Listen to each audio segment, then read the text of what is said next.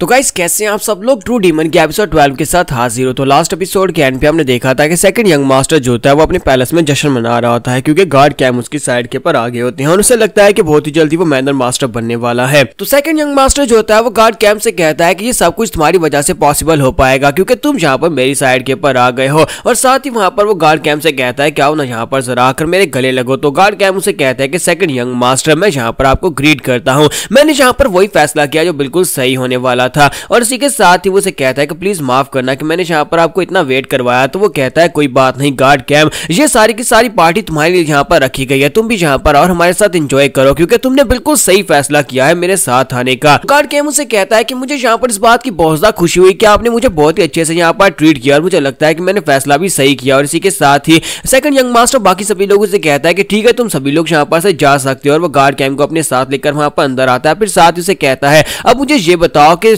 Third young master उसकी martial arts की abilities क्या वाकई में वो चली गई हैं। तो गार्ड कैम उसे कहता है कि हाँ उसकी एबिलिटीज चली गई हैं क्योंकि अंदर से वो सब कुछ जानता होता है। वो बिल्कुल भी ये नहीं बताना चाहता कि उसने यहाँ पर असली वाले थर्ड यंग मास्टर को मार दिया और इस वक्त जो बंदा यहाँ पर है वो फेक है, लेकिन उस फेक के पास कल्टीवेशन नहीं है, उसके पास कोई मार्शल आर्ट्स की टेक्निक्स नहीं है। तो वो सोच रहा था अगर मैंने इसे यहाँ पर सच बता दिया तो फिर यहाँ पर मेरी नौकरी जा सकती है या फिर मुझे जान से मार दिया जाएगा क्योंकि मैंने यहाँ पर थर्ड यंग मास्टर की रक्षा करनी थी लेकिन मैं उसको बचा नहीं पाया। अब मुझे यहाँ पर फेक को बलि का बकरा चढ़ाना होगा और मैं यहाँ पर उसके बारे में सब कुछ बताऊंगा कि उसके पास मार्शल आर्ट्स नहीं है और सेकंड यंग मास्टर से मरवा देगा और इसके तरह यहाँ पर ये मसला हल हो जाएगा और मैं बिल्कुल भी नहीं फंसूंगा। और गार्ड कैम उसे कहता है कि यंग मास्टर ये बात वाकई में सच है कि वो इस वक्त कोई मार्शल आर्ट्स की टेक्निक यूज नहीं कर सकता, फिलहाल के लिए उसके पास कोई मार्शल आर्ट्स नहीं है। सेकंड ब्रदर कहता है कि वो तो पहले बेवकूफ था और ऊपर से अब यहाँ पर उसके पास कोई भी मार्शल आर्ट्स की ट्रेनिंग भी नहीं बची, उसकी सारी की सारी मार्शल आर्ट्स उससे चली गई है। इसका मतलब यह है कि अब वो यहाँ पर सक्सेशन कंपटीशन से बाहर होने वाला है। तो पहले यहाँ पर फोर्थ यंग मास्टर और थर्ड यंग मास्टर दोनों बाहर हो गए तो सिर्फ और सिर्फ हम दो लोग ही बचते हैं।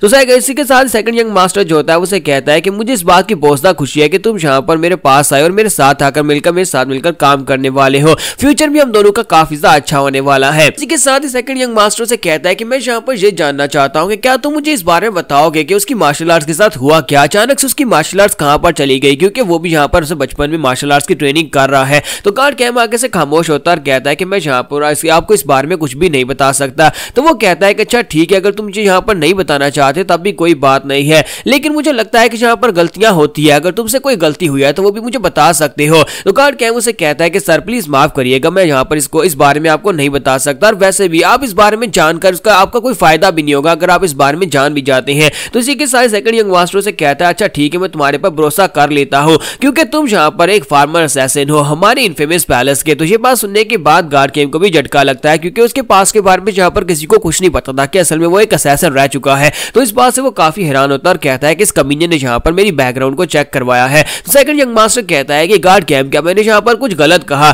तो इसी के साथ ही वो आगे बढ़ता है और उसे कहता है कि मुझे लगता है कि ये तुम्हारा एक सीक्रेट है और तुम यहाँ पर अपने सीक्रेट को अपने पास रख सकते हो, अगर चाहो तो मुझे बता सकते हो, मैं दोनों सीक्रेट्स को संभाल कर रखूंगा। तो गार्ड कैम बेचारा आगे से फिर से वहीं पर खामोश हो जाता है। तो सेकंड यंग मास्टर से कहता है तो फिर ठीक है, तुम यहाँ पर से फिलहाल के लिए जा सकते हो, जब तुम्हारी जरूरत होगी मैं तुम्हें बुला लूंगा। और इसी के साथ ही गार्ड कैम जो होता है वहां पर से चला जाता है। जब वो जा रहा होता है तो सेकंड यंग मास्टर अपने गार्ड से कहता है कि मुझे लगता है कि जो बंदा यहाँ पर कुछ ना कुछ तो छुपा रहा है, मुझे लगता है कि यहाँ पर थर्ड यंग मास्टर के बारे में उसने ठीक ही कहा होगा कि उसकी मार्शल आर्ट चली गई है, लेकिन हम लोग इसके ऊपर भरोसा नहीं कर सकते। वो चो इल सैंग से कहता है कि जाओ जाकर तुम चेक करके आओ। तो वो से कहता है कि तुम्हें वहां पर जाना है और जाकर चेक करके आना है कि क्या वाकई में वहां पर उसकी मार्शल आर्ट्स की सारी ट्रेनिंग चली गई है, क्या वो अभी मार्शल आर्ट्स को यूज कर सकता है या नहीं। तो लगता है कि तुम ये मिशन पूरा कर लोगे। तो चो इल सैंग उसे कहता है कि यंग मास्टर क्या मुझे सिर्फ और सिर्फ जाकर चेक करके आना है या फिर मुझे कुछ और भी करना है। तो सेकंड यंग मास्टर से कहता है कि अब यहाँ पर मेरी बात को समझो ना, वहां पर जाने के बाद अगर तुम्हें पता चले कि उसकी मार्शल आर्ट चली गई है तो फिर जाकर उसका एक पांव या फिर उसका एक हाथ तोड़ देना, कम से कम उसे यहाँ पर सबक तो मिलना चाहिए। और इसी के साथ ही जो इल सैंग उसे कहता है जी मास्टर जैसा आपने कहा बिल्कुल वैसा ही होगा। तो यहीं पर से नेक्स्ट सीन जो होता है फिर से अंडरग्राउंड का दिखाया जाता है जहां पर हमारा जियोन जो होता है अपने हाथ में वो ह्यूमन स्किन वाली बुक पकड़कर खड़ा होता है और उस बुक को अपने हाथ में पकड़कर वो कहता है कि इस बुक को मैं यहाँ पर अपने हाथ में पकड़कर खड़ा हूं और मुझे काफी ज्यादा अजीब महसूस हो रहा है, मुझे यहाँ पर अपने हाथों के अंदर से पल्पिटेशन महसूस हो रही है जैसे कि इसके अंदर कोई जिंदा चीज हो, ऐसे लग रहा है जैसे कोई चीज है जो कि मर रही है और वहां पर आखिरी सांसें ले रही है। इसी के साथ ही जियोन वहां पर और भी हंसना शुरू कर देता है और कहता है कि मुझे लगता है कि इसके अंदर बहुत ही कमाल की चीज होने वाली है, जो भी निकलेगा वो बहुत ज्यादा खास होने वाला है, मैं बहुत ज्यादा क्यूरियस हूँ, क्या मैं इस बुक को यहीं पर ओपन करूं। और वो उस बुक को वहां पर ओपन करना चाहता है लेकिन उसके ऊपर जो चेन लगी होती है वो उस चेन को फिलहाल के लिए ओपन नहीं कर सकता क्योंकि उसको ओपन करने के लिए यहाँ पर किसी स्पेशल टेक्निक की जरूरत पड़ने वाली है। बाई फोर्स उसको ओपन नहीं किया जा सकता। और इसी के साथ ही उसका डीमन मॉन्क जो होता है वहां पर उसके सामने अपीयर होता है। डीमन मॉन्क जैसे वहां पर आता है और आकर उसे बताता है कि बाहर से कोई इस तरफ आ रहा है, तो इसी के साथ ही वो कहता है कि अब क्या हुआ, लगता है कि कोई यहाँ पर इसी तरफ आ रहा है तो मुझे जल्दी से जल्दी बाहर जाना होगा। लेकिन साथ ही वो डीमन मॉन्क की तरफ देख रहा है कि डीमन मॉन्क उस बुक को देखने के बाद बहुत ज्यादा घबरा जाता है, उस बेचारे के पसीने छूट रहे होते हैं।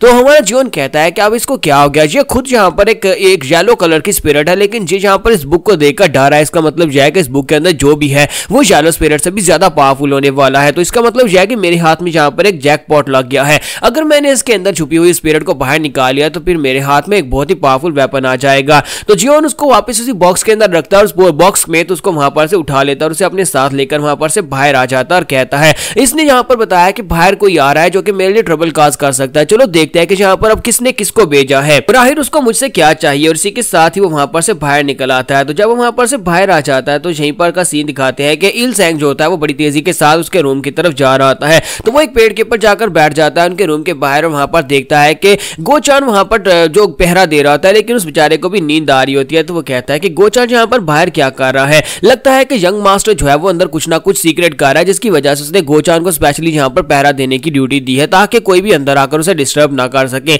इसी के साथ ही वो जंप करते हुए खिड़की के बाहर जाकर खड़ा हो जाता है और अंदर की तरफ देखता है। जैसे ही वो अंदर देखता है तो इसी के साथ उसे दिखाई देता है कि यंग मास्टर तो वहां पर सो रहा है। तो जॉन अपने बिस्तर के ऊपर सो रहा होता है। तो वो कहता है कि ये तो यहाँ पर सो रहा है, मुझे तो लगा था कि यहाँ पर अंदर कुछ ना कुछ कर रहा होगा, जिसकी वजह से गार्ड गोचान को इसने बाहर ड्यूटी पेपर लगाया हुआ है। इसके साथ ही वो आगे बढ़ता है, उसे टेबल के ऊपर पड़ी हुई एक बुक दिखाई देती है। तो वो कहता है कि ये क्या यहाँ पर एक बुक पड़ी हुई है, लेकिन जैसे वो उस बुक को उठाता है तो उसे झटका लगता है क्योंकि वो सीक्रेट मैनुअल में से एक बुक होती है। तो वो कहता है कि ये क्या, ये बुक यहाँ पर क्या कर रही है, इस बुक को तो यहाँ पर नहीं होना चाहिए था, ऐसा बिल्कुल भी नहीं हो सकता, ये तो वाकई में असली बुक है। इस लड़के के पास ये बुक आई कहां से। फिर साथ ही वो कहता है कि ये बात ज्यादा इंपॉर्टेंट नहीं है, लेकिन अब जबकि इसके पास बुक है तो फिर मैं इस बुक को उठा लेता हूँ, मैं सेकंड यंग मास्टर को जाकर ये बुक दूंगा, उनके लिए बहुत ज्यादा खास होने वाली है और इस बात से बहुत ज्यादा खुश हो जाएंगे। एक बार जब बुक उनके पास चली गई तो उसके बाद हमारी जीत तो यहाँ पर पक्की है और हमारे सेकंड यंग मास्टर यहाँ पर सक्सेसर बनने वाले हैं। लेकिन इसी के साथ से पीछे से बहुत ही ऑमिनियस एनर्जी महसूस होती है क्योंकि हमारा जियोन उठकर उसके पीछे खड़ा होता है और इसी के साथ ही वो उसके सर के ऊपर अपना हाथ रखता है और उसके सर को वहीं पर टेबल के ऊपर पटक कर मारता है।